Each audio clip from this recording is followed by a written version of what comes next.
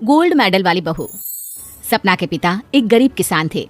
माँ पिता खेत में काम करते तो पीछे से सपना गांव के बच्चों के साथ हॉकी खेलती। एक दिन शाम को, सारा दिन खेलती रहती है, ये नहीं कि छोटे भाई को संभाले। माँ पता है, मैंने आज हॉकी में पास के गांव के लड़कों की टीम को हरा दिया। अरे वाह वाह मेरी बेटी, शाबाश। ये ले रुपया, जा जाकर टॉफी खा ले। सपना खुशी से पिता के गले लग जाती है और बाहर चली जाती है। अरे तुम इसको बिगाड़ रहे हो, मैं ना इसकी शादी ही करा दूंगी। ऐसा कैसे शादी करा देगी? हाँ, अभी तो उम्र खेलने की है। माँ बड़बड़ करती वहां से निकल जाती है।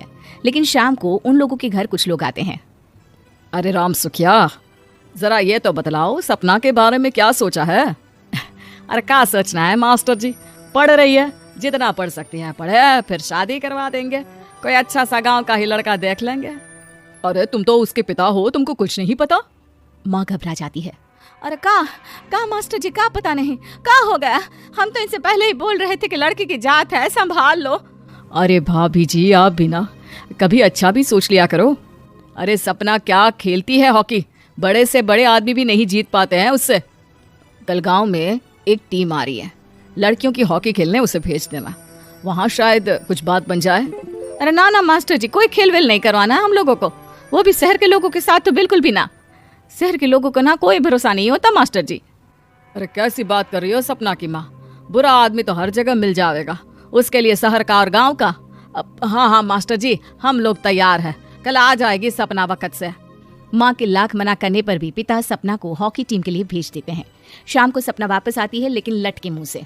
और क्या हो गया, मार खाई हो का? कौन मारेगा हमें? कोई मार वार खाकर नहीं आए। अरे फिर शकल पर 12 क्यों बजे है, बताओगी? देखो माँ, आप समझोगी नहीं, बताकर फायदा क्या है? अरे बिटिया रानी, हम तो समझेंगे ना, हमें ही बता दे।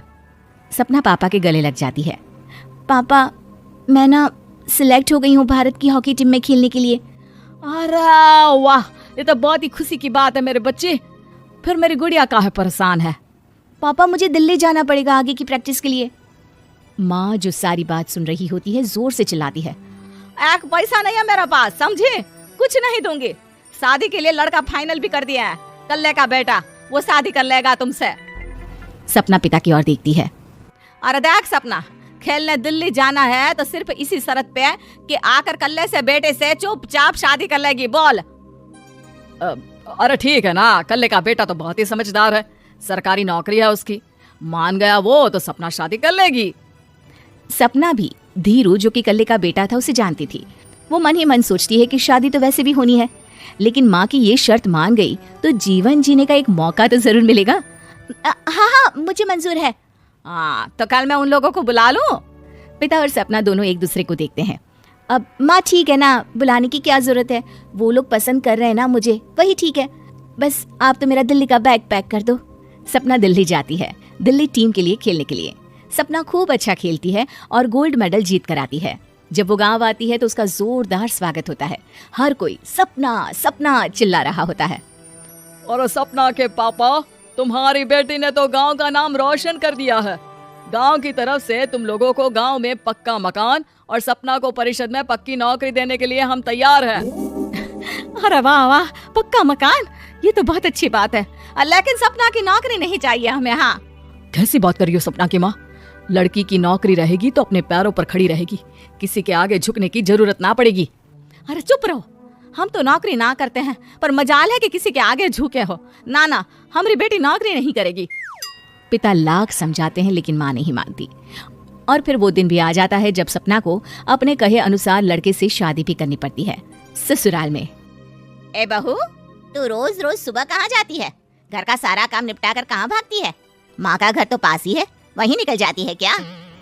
नहीं माँ जी, मैं हॉकी खेलने जाती हूँ, मुझे खेलना पसंद है। खेलना पसंद है?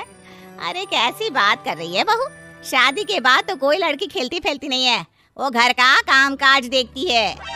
सपना कुछ नहीं कहती। वो एक रोज कमरे में अपनी अलमारी ठीक कर रही होती है कि तब सुनो, वो जो लटक रहा है ना, क्या बोलते हैं उसे?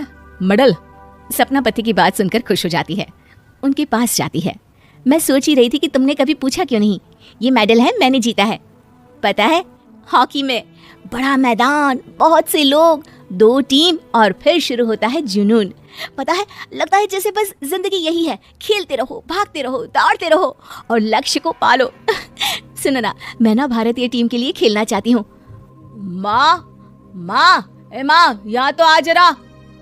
सपना हैरान हो जाती है कि ये क्या हो गया, पति अचानक से माँ को क्यों बुला रहा है। हाँ बेटा, क्या हो गया, काहे गला फाड़ रहे हो?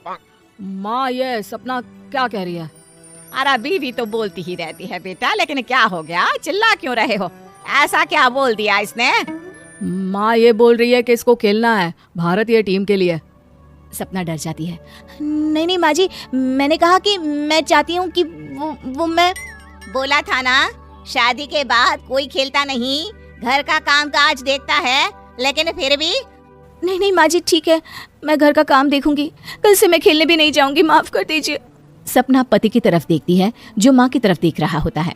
उसे गुस्सा तो आता है, लेकिन करती भी तो क्या, सास के सामने कैसे पति की क्लास लगाती। अरे बेटा, अब क्यों घूरे जा रहे हो बहू को? माँ, अभी इस बात का फैसला करके जाना, वरना ये तो तेरे कमरे से जाने के बाद मुझे। अब चुप हो जाइए आप, छोटी सी बात का बतंगड़ मत बनाइए। छोटी सी बात? बहू, ये कोई छोटी बात नहीं है। जो लड़की दिल्ली के लिए गोल्ड मेडल ला सकती है, वो देश के लिए भी तो गोल्ड ला सकती है ना। हम लोगों को किसी चीज की कमी नहीं है बहू।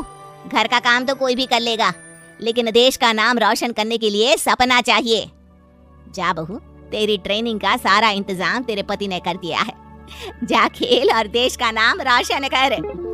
सपना की आंख में आंसू आ जाते हैं। वो सोचती है कि बेटियों को मायके के साथ अगर ससुराल में भी सहयोग मिले तो ऐसा कोई काम नहीं जो वो नहीं कर सकती है।